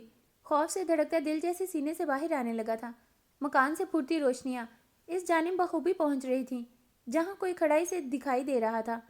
درمیان میں کوئی 30-40 قدم کا فاصلہ تھا۔ آنکھیں پھاڑے اس جانب دیکھتے ہوئے وہ آگے بڑھی۔ اس شخص کی پشت نیلم کی جانب تھی۔ جو لیدر کی براؤن جیکٹ اس شخص نے پہن رکھی تھی اسے وہ پہچانتی تھی۔ وہ جیکٹ کل ہی تو اس نے یاقوت کو پہنے دیکھی تھی۔ وہ شخص دور سے اسے یاقوت ہی لگنے لگا تھا، لیکن اگر وہ یاقوت تھا تو اس طرح منہ پھیڑے کیوں کھڑا تھا؟ اسے تو نیلم کو یہاں دیکھ کر ہی اب تک آگ بگولا ہو جانا چاہیے تھا۔ یاقوت بھائی، کیا یہ آپ ہیں؟ خوف کچھ کم ہونے لگا تھا، تبھی تو وہ بلند آواز میں پوچھتی تیزی سے اس جانب بڑھی تھی۔ یاقوت بھائی، ابھی چند قدم کے فاصلے پر ہی تھی جب وہ جو منہ پھیرے کھڑا تھا اس کی جانب پلٹا۔ وہ چہرہ یاقوت کا چہرہ تھا یا نہیں، مگر وہ آنکھیں یاقوت کی نہیں تھیں جن کی پتلیاں غائب تھیں۔ الٹے قدموں واپس پیچھے ہٹتی نیلم کے حلق سے فلک شگاف چیخیں بلند ہوئی تھیں۔ خوف اور دہشت سے دور بھاگتے ہوئے اس کی آنکھوں کے سامنے اندھیرا چھا گیا۔ اندر ہال کے وسط میں کھڑی وہ اطراف میں کھڑکیوں اور بند دروازوں پر نظر ڈال رہی تھی۔ ایک جانب زینہ اوپر کی طرف جا رہا تھا۔ وہ زینے کی طرف بڑھنے کا ارادہ ہی کر رہی تھی جب کھڑکیوں کی طرف سے ایک مانوس آواز ابھری۔ اجوا، باہر آ جاؤ، تم سے جھوٹ بولا گیا ہے، اندر کوئی نہیں ہے۔ کھڑکی سے آتی یاقوت کی آواز نے اس کی وحشت کو کم کر دیا تھا۔ وہ اسے دیکھ تو نہیں سکی، بس کھڑکی کے باہر تاریکی میں ایک ہیولا ہی دکھائی دیا۔ یاقوت کی آواز سننے کے بعد وہ تیزی سے پلٹ کر بھاگتی ہوئی باہر نکلی۔ صحن کے اطراف آتے اس نے دیکھا روشنیاں بجھ گئیں اور دروازہ ایک آواز کے ساتھ بند ہو گیا۔ آہنی گیٹ سے باہر آتے اس کی نگاہ دور بے سود زمین پر پڑے وجود پر پڑی۔ اگلے ہی پل وہ بلند آواز میں نیلم کو پکارتی اس کی جانب دوڑی۔ شدید بدحواسی میں نیلم کے چہرے کو تھپ تھپا کر اسے ہوش میں لانے کی کوشش کرتی۔ وہ متلاشی نظروں سے یاقوت کو بھی دیکھ رہی تھی، مگر وہ کہیں سے بھی آتا دکھائی نہیں دے رہا تھا۔ شکر تھا کہ اس کی کوشش کامیاب رہی۔ نیلم اپنے حواسوں میں آتی اٹھ بیٹھی تھی، مگر شدید خوف میں لرزتی کانپتی وہ اجوا سے لپٹ گئی تھی۔ اجوا کی تسلی اور دلاسوں پر اس نے کیا دیکھا، سب اس کے گوشے گزار کر دیا۔ اجوا کو زیادہ حیران ہونے کا وقت نہیں ملا تھا۔ سڑک کی طرف سے اپنی طرف آتی بائک کی لائٹ نے اسے کچھ گھبراہٹ میں مبتلا کیا۔ نیلم جلدی چلو یہاں سے، جانے کون کس نیت سے اس طرف آ رہا ہے۔ عجلت میں نیلم کو خبردار کرتی وہ اسے سہارا دے کر اٹھا چکی تھی۔ بائک تیزی سے قریب آتی جا رہی تھی اور نیلم کے لیے قدم اٹھانا مشکل ہو رہا تھا۔ تبھی مانوس آوازوں نے اجوا کے قدم روک لیے۔ قریب ہی رکتی بائک سے یزدان اور امیر حمزہ اتر کر ان کی سمت آئے۔ تم دونوں یہاں کیسے؟ اسے کیا ہوا ہے؟ یزدان نے حیران پریشان ہو کر اجوا کے سہارے نڈھال کھڑی نیلم کو دیکھا۔ میں تمہیں سب بتاتی ہوں، پہلے اسے اپنے ساتھ بائک پر بٹھا کر گھر کی طرف چلو، اجوا نے کہا تھا۔ اگلے ہی کچھ لمحوں میں یزدان اور نیلم بائک پر گھر کی سمت چلے گئے، جبکہ اجوا اور امیر حمزہ اپنے قدموں پر آ گئے۔ راستے میں امیر حمزہ کے سوالوں پر ہی اجوا نے ساری بات اسے بتا دی۔ وہ چاروں گھر کے عقبی حصے میں ہی رک گئے تھے۔ نیلم کی حالت ابھی سنبھلی نہیں تھی، اس کا سر بھاری ہو رہا تھا، چہرہ زرد اور وجود نڈھال تھا۔ اجوا نے دعائیں پڑھ کر کئی بار اس پر دم کیا، تب کہیں جا کر اس کے چہرے کی زردی کچھ کم ہوئی۔ اجوا سے معافی مانگنے اور اپنی غلطی تسلیم کرنے میں اس نے بالکل وقت نہیں لگایا تھا۔ یزدان کو اس پر شدید غصہ تھا۔ اجوا اسے منع نہ کرتی تو وہ نیلم کو بے نقط سناتا۔ اجوا کے اصرار پر نیلم جوس پی رہی تھی کہ اسی وقت امیر حمزہ کے ساتھ یاقوت آتا دکھائی دیا۔ بھائی، کسی سے اس کی یہ حرکت چھپانے کی ضرورت نہیں ہے، اس نے اجوا کے لیے گڑھا کھودا اور خود ہی اس میں گر گئی۔ اپنے ساتھ ساتھ اس نے اجوا کو بھی خطرے میں ڈالا ہے، اس مکان کے اندر بھیج کر، یزدان غصے میں بولا تھا۔ نیلم نے اپنی غلطی کی معافی مانگ لی، اس لیے اب اس بات کے لیے اسے اور شرمندہ مت کرو، اجوا نے ٹوکا تھا۔ تم بھی بغیر کوئی تصدیق کیے اس کے جھوٹ پر یقین کر کے وہاں چلی گئی؟ یاقوت نے حیرت سے اجوا کو دیکھا۔ میں تو اس کی بات سن کر ہی پریشان ہو گئی تھی، تصدیق کرنے کی طرف دھیان ہی نہیں گیا، وہ کچھ خجالت سے بولی تھی۔ ضرورت نہیں تھی پریشان ہونے کی، کم از کم میرے لیے تمہیں پریشان ہونے کی ضرورت نہیں تھی۔ یاقوت کے سپاٹ لہجے پر وہ کچھ بول نہ سکی۔ یاقوت بھائی، بچنے کے لیے یہ محترمہ جھوٹ بول رہی ہیں، کس نے آپ کو وہاں دیکھا تھا؟ یزدان نے نیلم کو گھورتے ہوئے یاقوت کو بتایا۔ نیلم نے جھوٹ نہیں کہا۔ جب میں گھر کے اندر تھی تو باہر کی طرف کھلنے والی کھڑکی سے یاقوت نے ہی آواز دے کر باہر آنے کا کہا تھا، اور جب میں باہر آئی تو نیلم کافی دور بے ہوش پڑی مجھے نظر آئی، لیکن یاقوت وہاں کہیں نہیں تھا۔ یزدان سے کہہ کر وہ یاقوت کی طرف متوجہ ہوئی۔ جب وہاں مجھے تمہاری آواز سنائی دے سکتی ہے تو نیلم کو وہاں کیوں نہیں دکھائی دے سکتے؟ تم جانتے ہو وہاں سب کچھ ہونا ممکن ہے۔ یاقوت بھائی، وہ بالکل آپ کی طرح دکھائی دے رہا تھا، اس کا چہرہ دوسری طرف تھا، مگر میں اس کی طرف اس لیے گئی تھی کہ اس نے وہی براؤن جیکٹ پہنی ہوئی تھی جو آپ کی فیوریٹ ہے، اس کی ڈریسنگ بالکل وہی تھی جو آپ نے کل کی ہوئی تھی۔ اجوا کے اندر جانے کے بعد جب اچانک وہاں روشنی پھیل گئی، مجھے تبھی اپنی غلطی کا احساس ہو گیا تھا۔ خوف سے میری آواز نہیں نکل رہی تھی، ورنہ میں چیخ کر اجوا کو واپس بلانا چاہتی تھی، اور جب میں نے آپ کو وہاں دیکھا تو کچھ سمجھ نہ آیا۔ مدد کے لیے میں آپ کی طرف بڑھی، نام لے کر پکارا بھی، لیکن وہ تو کچھ اور ہی تھا۔ جب اس نے میری طرف رخ کیا تو اس کی پتلیوں سے خالی سفید آنکھوں نے ہی میری روح کھینچ لی۔ اترے چہرے کے ساتھ سہمے انداز میں نیلم نے تفصیل بتائی تھی۔ شکر کرو تمہیں تمہاری غلطی کی زیادہ بڑی سزا نہیں دی گئی۔ اجوا جی کو تو یاقوت بھائی کی آواز میں سچ بتا دیا گیا کہ کس طرح دھوکے سے تم نے ان کو مکان کے اندر بھیج دیا۔ امیر حمزہ نے نیلم کو جھڑکتے ہوئے سمجھایا۔ بالکل ٹھیک کہہ رہا ہے یہ، اس مخلوق کی جگہ پر مداخلت کرنے کی کیا کیا سزائیں مل سکتی ہیں، اس کا اندازہ ہونے کے باوجود تم نے اتنی بڑی غلطی کر ڈالی۔ جو سبق ملا ہے اسے یاد رکھنا اب، یاقوت نے سنجیدگی سے نیلم کو تاکید کی۔ تم دونوں وہاں کیسے پہنچ گئے تھے؟ یاقوت نے سوالیہ نظروں سے یزدان اور امیر حمزہ کو دیکھا۔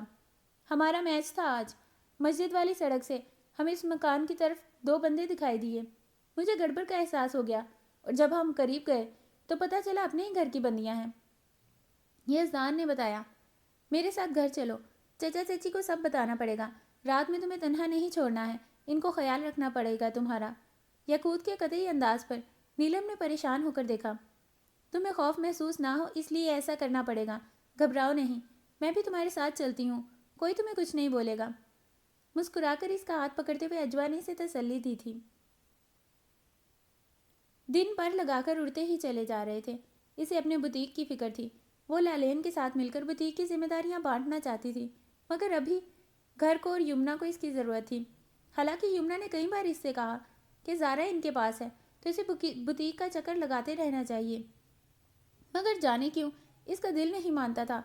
لالین نے بھی اسے تسلی دے دی تھی کہ جب یمنا خیریت سے فارغ ہو جائیں وہ تبھی بوتیک جوائن کرے۔ ویسے تو لالین کو سب سے زیادہ فکر اس کے اور یاقوت کے درمیان بڑھتے فاصلوں اور لا تعلقی کی تھی، مگر وہ بھی کیا کرتی، گھر کے ماحول اور یمنا کے اچھے مزاج اور ان سے اچھے تعلقات قائم رکھنے کے لیے ضروری تھا کہ وہ یاقوت کو اور یاقوت اسے نظر انداز کرتے رہیں۔ یاقوت بھی شاید اس کی باتوں اور مقصد کو بہت اچھی طرح سمجھ چکا تھا، اس لیے تو اس کا زیادہ وقت گھر سے باہر یا کزنز کے ساتھ گزرتا، گھر میں اگر ہوتا بھی تو خود کو غازی اور اپنے کمرے تک محدود کر لیتا۔ ایک چیز وہ بطور خاص محسوس کر رہی تھی کہ یاقوت جان بوجھ کر اس کے سامنے اس وقت زارا سے مخاطب ہو کر اسے باہر ساتھ چلنے کا کہتا، جب زارا اس کے ساتھ موجود ہوتی۔ کبھی وہ دونوں اس کے سامنے واک کے لیے چلے جاتے، یا آئس کریم کے لیے، یا کسی اور وجہ سے۔ اجوا خاموشی سے یہ سب دیکھ رہی تھی، یوں ظاہر کرتی جیسے اسے کوئی سروکار ہی نہیں ان دونوں سے کہیں آنے جانے سے۔ اس رات بھی ایسا ہی کچھ ہوا۔ وہ لان کی سرسبز باؤنڈری کے قریب رکھی کرسیوں پر زارا کے ساتھ بیٹھی باتیں کر رہی تھی جب فیکٹری سے یاقوت اور غازی کی واپسی ہوئی۔ پورچ سے غازی پہلے ان دونوں کی طرف بڑھا۔ اجوا، باہر کا کھانا اب ہضم نہیں ہو رہا، آج تو تمہارے ہاتھ سے بنی دال کیا آملیٹ بھی ملے کھانے میں سے میں خوش ہوں۔ غازی کرسی پر براجمان ہوتے بے چارگی سے بولا، رات کے 11 بجنے والے ہیں اور آپ نے ابھی تک کھانا بھی نہیں کھایا۔ اجوا نے ترہم آمیز نظروں سے اسے دیکھا تھا۔ خدا کا خوف کرو غازی، فیکٹری میں باقاعدہ سرٹیفائیڈ 3 شیف موجود ہیں تم لوگوں کے لیے کھانا بنانے کے لیے۔ زارا نے حیرت اور صدمے سے غازی کو جھڑکا تھا، تبھی یاقوت قریب آ گیا۔ یہ شاپر تو جانا پہچانا لگ رہا ہے۔ زارا نے خوشگوار حیرت سے بولتے ہوئے یاقوت کا بڑھایا ہوا شاپر لے لیا۔ ہاں، دلہا دلہن پان ہاؤس کے میٹھے پان۔ نیلی جلدی آ جاؤ۔ خوشی سے چہکتے ہوئے زارا نے وہاں آتی نیلم کو بھی اشارہ کیا۔ دوسری جانب یاقوت نے کن اکھیوں سے اجوا کی پیشانی پر آتے ناگوار بل دیکھے تھے۔ اجوا، تم یہ پان کھا کر دیکھنا، مزہ نہ آ گیا تو کہنا۔ زارا نے بے خبری میں ہی ایک پیکٹ اس کی طرف بڑھایا جسے نیلم نے اچک لیا۔ اجوا کو میٹھے پان پسند نہیں، نیلم نے اطلاع دی۔ واقعی تمہیں میٹھے پان نہیں پسند؟ زارا نے بھی یقینی سے اسے دیکھا۔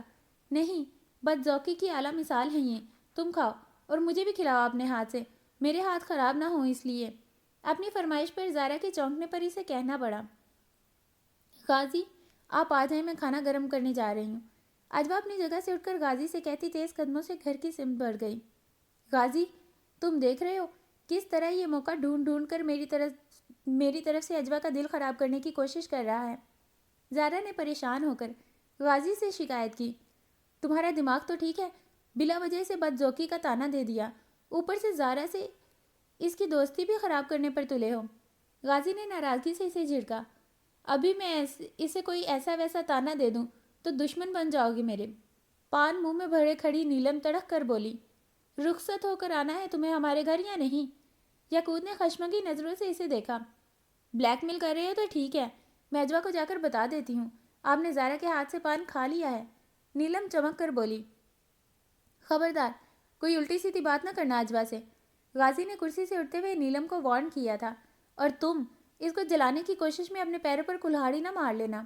جاتے جاتے وہ یاقوت کو بھی خبردار کرنا نہیں بھولا تھا۔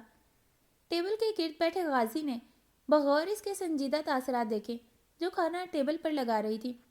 اجوا، وہ صرف تمہیں تنگ کر رہا تھا، جلانے کی کوشش کر رہا تھا، تم اس کی کسی بات کو دل سے مت لگانا۔ غازی نے مسکراتے ہوئے کہا، جانتی ہوں مجھ پر ایسے حربے اثر نہیں کر سکتے، نخوت سے بولتی وہ بس ایک پل کے لیے قریب آتے یاقوت کی طرف متوجہ ہوئی تھی۔ کھا لیے پان؟ غازی نے شرارتی مسکراہٹ کے ساتھ پوچھا۔ کون کمبخت میٹھے پان کھانا پسند کرتا ہے؟ ہم تو ان کو پسند کرتے ہیں، بس جو میٹھے پان کو ناپسند کرتے ہیں۔ شوخی سے اجوا کو سناتا وہ کرسی کھینچ کر بیٹھ گیا۔ غازی، آپ کھانا کھانے کے بعد جب فری ہوں تو مجھے آواز دے دیجیے گا، ضروری بات کرنی ہے آپ سے، اور ہاں، میں جو بھی بات کروں گی وہ آپ کے اور میرے درمیان ہی رہنی چاہیے۔ جاتے جاتے اس نے رک کر تاکید کی تھی۔ بات سنو، میری پلیٹ کہاں ہے؟ مجھے بھی کھانا کھانا ہے۔ یاقوت کی آواز پر اس کے قدم رکے تھے۔ اچھا، مگر یہاں تو کوئی تمہیں اپنے ہاتھوں سے کھلانے والا نہیں ہے۔ ناگواری سے جتا کر وہ رکی نہیں تھی، جبکہ غازی استہزائیہ انداز میں ہنسا تھا۔ وہ تو برابر کر کے سارے حساب، یاقوت خجالت سے بولا تھا۔ جلاؤ جلاؤ اور جلاؤ اسے، غازی نے مسکراتے ہوئے کہا۔ وہ تم سے کیا بات کرنے والی ہے؟ یاقوت نے مشکوک نظروں سے اسے دیکھا تھا۔ سوری، یہ تو میں تمہیں اس کی بات سننے کے بعد بھی نہیں بتا سکوں گا، غازی اطمینان سے بولتا۔ اس کی خشمگی نظروں پر شانے اچکا کر رہ گیا۔ کافی کے مگ اٹھائے وہ لاؤنج میں آئی تو غازی فلور کشن پر براجمان میگزین کی وقت گردانی کر رہا تھا۔ مگ اسے دے کر وہ کچھ فاصلے پر ہی رکھے دوسرے فلور کشن پر بیٹھ گئی۔ لوگوں میں بہت بے چینی پھیل رہی ہے، آخر تمہیں مجھ سے کیا بات کرنی ہے؟ مسکراتے ہوئے غازی نے کہا، جبکہ اس کا اشارہ سمجھتے ہوئے اجوا نے کوئی تبصرہ نہ کیا۔ اتنے دن سے میں اسی انتظار میں تھی کہ کب آپ لالین کے حوالے سے مجھ سے بات کریں گے، مگر آپ تو اتنے مصروف رہے کہ مجھے یاد کروانے کا موقع بھی نہ مل سکا۔ ہاں، مجھے اس بات کا بالکل احساس ہے، تم منتظر ہوگی، مگر میرا زیادہ وقت فیکٹری کے معاملات نپٹانے میں ہی گزر رہا ہے۔ سب تمہارے سامنے ہے، لیکن مجھے یاد تھا تم سے بات کرنی ہے، تمہیں بتانا ہے کہ فاطمہ سے میری ملاقات کب، کہاں اور کیسے ہوئی۔ تم آج خود پہل نہ کرتی تو کچھ دن میں تم سے خود بات کرنے والا تھا۔ آپ اسے فاطمہ کہہ کر مخاطب کرتے ہیں؟ مسکراتی نظروں سے اجوا نے اسے دیکھا تھا۔ ہاں، کیونکہ اس نے مجھے اپنا یہی نام بتایا تھا۔ مکمل نام تو اب تم نے ہی متعارف کروایا ہے، وہ بولی۔ چلیں اب وقت ضائع کیے بغیر مجھے اپنی اور لالین کی اس ملاقات کے بارے میں بتائیے۔ اجوا کے کہنے پر سر ہلاتا وہ پرسوچ نظریں خلا میں کسی شے پر جمائے ماضی کی دھند میں اترنے لگا تھا۔ یہ اس دور کی بات ہے جب ماں کی جدائی کا غم ہلکا بھی نہیں ہوا تھا، اور ان کی جگہ کسی دوسری عورت کو مسلط ہوتے دیکھنا میرے لیے بہت کربناک تھا۔ ابو کے سخت اور خشک رویے نے مجھے کبھی ان کے قریب نہ ہونے دیا، نہ ہی مجھے اور امی کو ان کے قریب ہونے دیا جو امی کے سگے رشتے تھے۔ میں پہلے ہی ساری دنیا سے الگ تھلگ امی کے گزر جانے کے بعد ایک خول میں بند ہو کر رہ گیا تھا جس میں میری شخصیت مسخ ہو گئی تھی۔ ابو کے اس گھر میں میرا دم گھٹتا تھا، کم عمر تھا، ہر چیز کے لیے ابو پر ہی انحصار کرنے پر مجبور تھا، کہیں کوئی راہ فرار نہ تھی میرے لیے۔ اس گھر میں سانس لینا بھی میرے لیے جب مشکل ہو گیا، میں نے زیادہ وقت گھر سے باہر رہنا شروع کر دیا، یہاں تک کہ ابو سے چھپ کر رات گئے تک آوارہ لڑکوں کے ساتھ سڑکوں پر مٹر گشت کرتا رہتا۔ وہ بھی سردیوں کی ایک رات تھی، گلی کوچے شام ڈھلتے ہی ٹھٹرتی تاریکی اور سناٹے میں ڈوب چکے تھے۔ سوچتا ہوں تو یوں لگتا ہے جیسے کل ہی وہ رات گزری ہو۔ وہ جاڑے کی سرد ترین راتوں میں سے ایک رات تھی، 12 بج چکے تھے جب اپنے دوستوں سے الگ ہو کر اس نے گھر کی راہ لی تھی۔ مانوس مگر سنسان راستوں سے گزرتا وہ اس گلی میں داخل ہوا جس کے آخری سرے پر اس کا گھر تھا اور جہاں مجبوراً اسے رہنا پڑتا تھا۔ سر چھپانے کا کوئی دوسرا ٹھکانہ بھی تو نہ تھا۔ گلی تھی یا شیطان کی آند جو ختم ہونے کا نام ہی نہیں لیتی تھی۔ متوسط طبقے کا یہ علاقہ ایسے ہی گلیوں کوچوں پر مشتمل تھا۔ ہر گھر کے دروازے کھڑکیاں بند تھے، ہولناک سناٹے اور تاریک میں جھینگروں کی آوازیں ماحول کو مزید ہولناک بنا رہی تھیں۔ ناہموار زمین پر تیز قدموں سے چلتے ہوئے اس کی نظریں ایک گھر کے باہر موجود نیم کے گھنے درخت پر تھی۔ رات کے اس پہر وہ درخت سے بہت خوفناک دکھائی دیتا تھا جہاں جہاں تک اس کی گھنی شاخیں پھیلی تھیں۔ گلی کے اس حصے میں گھپ اندھیرا ہوتا تھا، شاخوں تلے پھیلے اس اندھیرے سے گزرتے ہوئے اس کی جان جاتی تھی، مگر مجبوری تھی کہ کوئی دوسرا راستہ نہ تھا اپنے گھر تک پہنچنے کے لیے۔ اس نیم کے درخت کے نیچے سے ہی گزرنا پڑتا تھا۔ جیسے جیسے وہ درخت کے قریب آ رہا تھا اس کے دل کی دھڑکن بڑھتی جا رہی تھی، مگر اسے معمول کی طرح کوشش کرنی تھی کہ خوف کو حاوی نہ ہونے دے۔ دل کو مضبوط کرتا وہ نیم کی گھنی شاخوں تلے پھیلے اندھیرے میں داخل ہو چکا تھا۔ بھاگ کر یہ تاریک حصہ عبور کرنے کی اس میں ہمت نہ تھی، مگر قدموں کی رفتار اس نے بہت تیز کر دی۔ ابھی تاریکی میں وہ چند قدم ہی آگے بڑھا تھا کہ عقب سے 2 ہاتھوں نے اسے شانوں سے دبوچ لیا. پوری طرح لڑکھڑاتے ہوئے اس کے گلے سے گھٹی گھٹی چیخیں نکلی تھیں کہ دبوچنے والے ہاتھوں نے اسے جھنجھوڑتے ہوئے سر سے پیر تک ہلا ڈالا تھا. شدید حواس باختگی میں وہ خلا میں ہاتھ مارتا بمشکل گرنے سے رک سکا تھا. دوڑ بھاگنے کے اس کے پیروں میں سکت ہی نہ رہی تھی. بھاگنے کی کوشش مت کرنا ورنہ خون پی جاؤں گی، بہت پیاسی ہوں. ہراتی آواز نے اسے ساکت کر دیا. سرد انگلیاں عقب سے اس کی گردن میں دھنسی جا رہی تھی. چل اپنے گھر لے چل، کھانا کھلا مجھے، ورنہ تجھے اپنے تازہ تازہ خون گوشت اور ہڈیوں کی قربانی دینی پڑ جائے گی. سالم نگل جاؤں گی. ڈائن ہوں میں، ڈائن، نیم کے پیڑ کی ڈائن. کان کے قریب ہراتی بھیانک آواز اس کے وجود میں خوف کی سرد لہریں دوڑاتی اسے سن کر گئی تھی. چل اب دیر مت کر، اپنے گھر لے چل، بہت بھوکی ہوں میں. خبردار جو کسی کو میرے بارے میں بتایا یا کوئی آواز نکالی. ہراتی دہشتناک آواز کے ساتھ ہی عقب سے پڑتے دھکے پر وہ گرنے والے انداز میں آگے بڑھا. چلتا رہ، پیچھے مڑ کر مت دیکھنا. وہ اس کے پیچھے آتی گھرا رہی تھی، اتل پتل سانسوں اور وحشتناک حالت میں. چلتا وہ خوف سے پھٹی آنکھوں سے اپنے گھر کے دروازے کو پہچاننے کی کوشش میں تھا کہ دماغ معاف ہو چکا تھا. قدم رکھ کہیں رہا تھا، جا کہیں رہا تھا. خوف سے حالت بدلی تھی. وہ اس کے پیچھے ہی آ رہی تھی. اسے بس یہ پتا تھا کہ وہ ڈائن اس کے پیچھے لگ چکی ہے. اپنے گھر کے دروازے کے سامنے رکتے ہوئے یک لخت اسے کچھ تحفظ کا احساس ہوا تھا. یہ اس کا گھر تھا جہاں اس کا باپ موجود تھا. ہمت کر کے اس نے ذرا کی ذرا عقب میں اسے دیکھنے کی کوشش کی. نیم کے درخت کی تاریکی بہت پیچھے رہ گئی تھی. یہاں کھلے آسمان کی وجہ سے نیم تاریکی میں بس چادر میں کوئی کھڑا نظر آ رہا تھا. ایک نگاہ ڈال کر اس نے سرد سے نگاہ پھیر لی. کھڑا کیوں ہے؟ اندر لے کر چل. عقب سے اس کی گردن دبوچتی وہ ہرائی تھی. میں دیوار پھلانگ کر اندر جاؤں گا تو دروازہ کھول سکتا ہوں. دروازہ اندر سے بند ہے. دروازہ بجایا تو سب کو پتہ چل جائے گا میں گھر سے باہر نکلا ہوا تھا. وہ اپنی شکنجے میں جکڑی گردن کی تکلیف سے دوہرا ہوتا بمشکل بولا. جو کرنا ہے جلدی کر ورنہ نگل جاؤں گی تجھے. غراہٹوں کے درمیان وہ بولتی اس کی گردن آزاد کر چکی تھی. سن، اندر جا کر دغا مت دینا. میرے لیے بھی مشکل نہیں دیوار پھاند کر اندر پہنچنا. وہ راتی آواز کو سنتا وہ بدحواسی میں آہنی گیٹ پر چڑھتا، اوپر دیوار پر پہنچا اور دوسری طرف اتر گیا. مرتا کیا نہ کرتا. کھول دیا دروازہ. بڑے سے صحن کا جائزہ لیتی وہ اس کی طرف متوجہ ہوئی جو دروازہ بند کر کے صحن کے دائیں جانب بڑھا. اس کے پیچھے ہی وہ اس کمرے میں داخل ہوئی جو کمرہ تو نہیں، کاٹ کباڑ سے بڑا سٹور لگ رہا تھا. بلب کی زرد روشنی میں ایک تخت رکھا تھا جس پر موٹی دری بچھی ہوئی تھی. میں کھانا لے کر آتا ہوں. گردن جھکائے ہوئے اس کی جانب دیکھنا بھی نہیں چاہتا تھا. ایک ٹرے میں کھانا اور پانی لے جاتے ہوئے اس نے چاہا تھا کہ کاش اس کا باپ خود ہی کمرے سے برآمد ہو جائے. خود ہی کوئی ہوشیاری دکھانے میں اس میں ہمت نہ تھی. لرزتے قدموں کے ساتھ وہ سٹور نما کمرے میں داخل ہوا تو دیکھا وہ ڈائن تخت پر چادر میں اس طرح چھپی بیٹھی تھی، مگر اسے دیکھ کر حرکت میں آ گئی. کھانا یہاں رکھو اور دروازہ بند کر دو. اس کے حکم پر وہ فوری عمل کرتا. دروازہ بند تو کر گیا مگر کنڈی نہ لگائی. اب تم منہ بند کر کے سامنے بیٹھ جاؤ اور جب تک میں نہ کہوں اپنی جگہ سے ہلنا بھی مت. اس کے دوسرے حکم پر وہ سہمی انداز میں دیوار سے لگ کر فرش پر بیٹھ گیا. ڈرو مت، میں کوئی ڈائن نہیں، تمہاری طرح ایک انسان ہی ہوں. چادر اتار کر ایک طرف رکھتی وہ نرم لہجے میں اس سے مخاطب ہوئی جو بس آنکھیں پھاڑے اسے دیکھ رہا تھا. بھلی سی معصوم صورت. وہ لڑکی مسکرا کر اسے دیکھتی کھانے پر ٹوٹ پڑی تھی. پانی پی کر گلاس رکھتی وہ دوبارہ اس کی طرف متوجہ ہوئی جو ہونک بنا اسے ہی تک رہا تھا. دیکھو، میں تمہیں زیادہ پریشان نہیں کروں گی. صبح ہوتے ہی یہاں سے چلی جاؤں گی. بس تم مجھے اس بس اسٹینڈ کا پتہ بتا دینا جہاں سے کراچی جانے والی گاڑی مل جائے. میں اس شہر کے راستوں سے انجان ہوں. بھٹک کر ان بھول بھلیاں قسم کی گلیوں میں نکل آئی. وہ تو خیر ہوئی کہ تم مل گئے. دھیمی آواز میں بولتی ہوئی اس کی وحشت اور گھبراہٹ کو قدرے کم کر گئی. نام کیا ہے تمہارا؟ ارد گرد کاٹ کباڑ پر نظر ڈالنے کے بعد وہ پوچھ رہی تھی. غازی، وہ پھنسی آواز میں بولا.